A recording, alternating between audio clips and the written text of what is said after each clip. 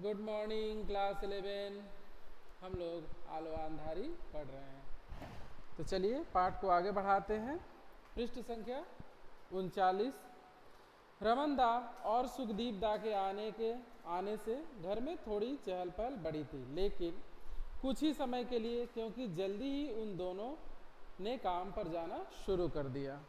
इस बीच मेरा बड़ा लड़का भी मेरे पास से चला गया, क्योंकि उसे एक ऐसे घर में तातूश ने काम दिलवा दिया था जहां साहब लोगों ने उसे पढ़ाने का भरोसा दिलाया था। यानी तातूश ने क्या किया, बेबी के बड़े लड़के को ऐसे घर में काम करने की व्यवस्था कराई जहां पर उसे पढ़ने का मौका दिया जाएगा, ऐसा विश्वास दिया गया था कि काम के साथ साथ वो पढ़ भी सकता है।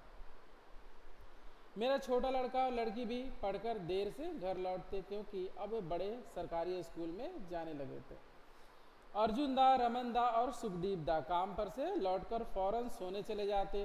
तातूश ने एक दिन मुझसे कहा, तुम बच्चों को लेकर रोज पार्क में थोड़ा घूम आ सकती हो, बच्चे वहाँ खेलेंगे और तुम्हारा मन भी बहलेगा। कि तुम एक काम करो, केवल दिन भर सारा दिन काम में ही लगी रहती हो, उससे अच्छा है कि थोड़ा समय निकालकर तुम पार्क में बच्चों को लेकर चली जाओ, वहाँ बच्चे खेलेंगे और तुम्हारा मन भी लगा रहेगा, बहल जाएगा।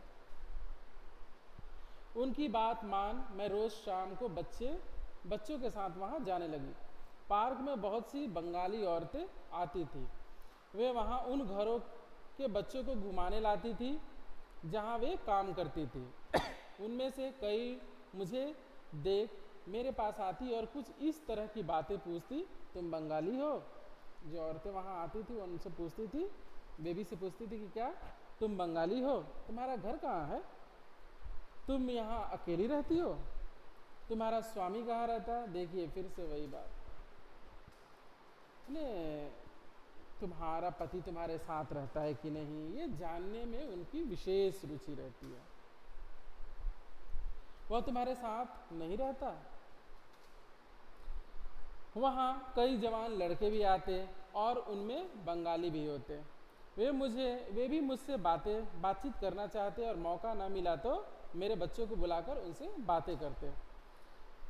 कोई यदि स्वयं आए और मुझसे बात करना चाहे तो उससे बात ना करना कैसे संभव है? यानी कोई आकर मुझसे बात करे, बेबी कह रही है कि कोई आकर मुझसे बात करे और मैं उससे बात ना करूं, ये ठीक नहीं है, संभव नहीं है।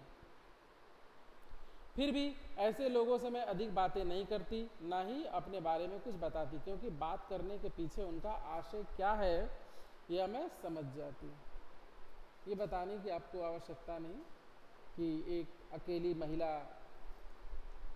जो रहती है उससे बातें करना, उससे ज़्यादा घुलना मिलना क्यों चाहते हैं वो लोग, बेबी को अच्छे से पता है इस बात की उसे अच्छे से जानकारी है। तो बेबी उनसे ज़्यादा घुलती मिलती नहीं थी। तातूश ने भी मुझसे कह रखा था कि जब भी कभी मैं बाहर घूमने निकलूं तो अनजान लोगों से ज़्यादा बातें ना करूं, क्योंकि तातूश को भी पता था कि यहाँ जितने अच्छे लोग हैं उससे कई गुना ज़्यादा बुरे लोग हैं। तो तातूश भी बेबी को हमेशा सावधान करते रहते हैं। तातूश ने ठीक ही कहा था। मैं भी वैसा ही सोचती थी और देखती भी थी कि लोग बातों बातों में ऐसी ऐसी बातें पूछने लगते जिसके जवाब देने की मेरी एकदम इच्छा नहीं होती।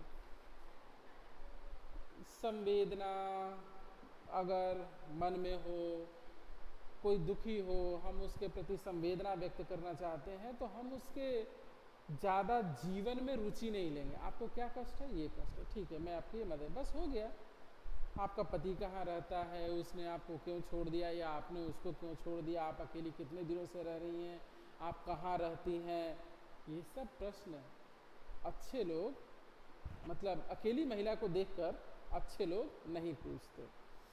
ऐसे अगर कोई हो, मोहल्ले के लोग हों, वो तो जानते हैं इस बात को कि वो अकेली रहती है, लेकिन आप बाहर कहीं गए हैं, अकेली हों और कोई पुरुष ये सब बातें पूछने लगे तो थोड़ा सावधान होने की आवश्यकता होती है, क्योंकि सारे लोग अच्छे नहीं होते।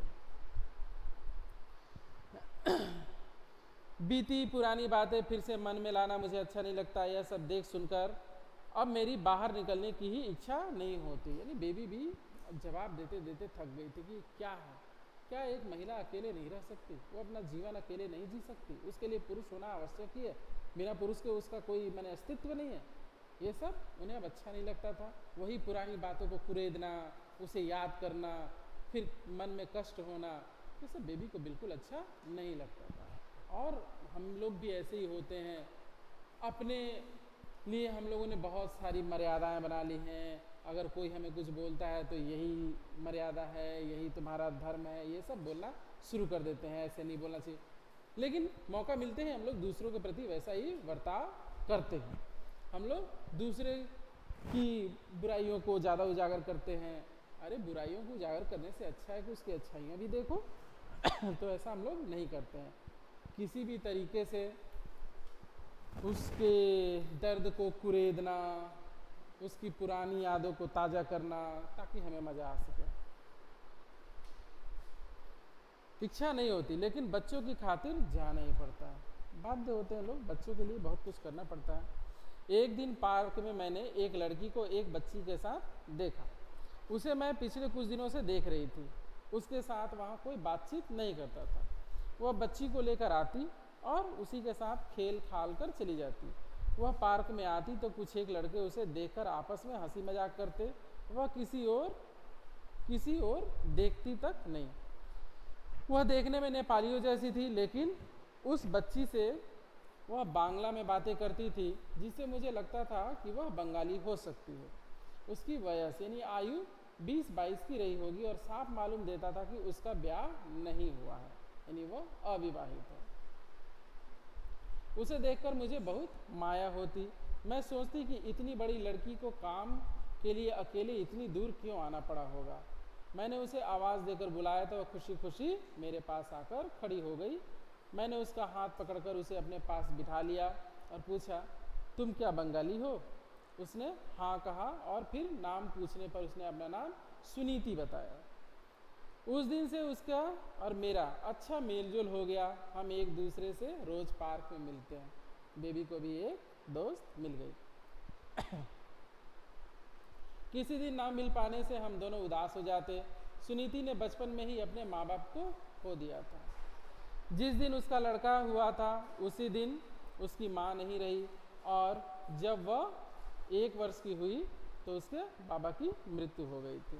उसे अपने मामा और दीदी माँ यानी नानी, दीदी माँ ने पाल पोस कर बड़ा किया था। बचपन में माँ के ना रहने से कितना कष्ट होता है वह मैं जानती हूँ। इस पर मैंने बहुत चर्चा कर दी है, इसलिए मैं अब इस पर और चर्चा नहीं करूँगा कि माँ बाप का हमारे जीवन में क्या स्थान है। ये बताने की नहीं, ये अनुभव करने की चीज़ है।